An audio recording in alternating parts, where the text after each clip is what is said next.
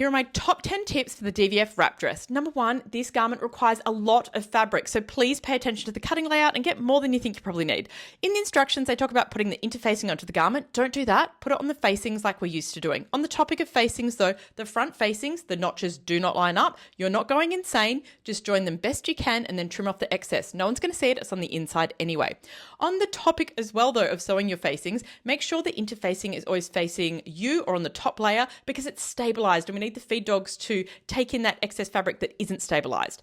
When you're sewing the side seams, make sure you leave them open. Don't overlock them together because we need that little space for the belt opening. On the topic of the belt opening though, it's way too big, so make sure you just make it like half the size smaller. You might want to alter the sleeves. They're very long and they're very wide, but keep in mind, you're going to need to know a little bit about pattern making for this because if you take in the sleeve, then guess what? You're going to have to alter the cuff and the cuff facing. If you're a beginner, just skip the cuff and skip the collar. It'll be a lot easier to put together.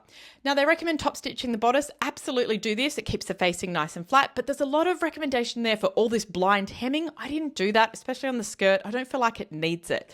Lastly, they talk about this 7 centimeter hem. The skirt is way too full to do it that big, so keep it to 2.5 centimeters. Look, it's a beautiful dress. Please don't let any of these tips put you off. Give it a go.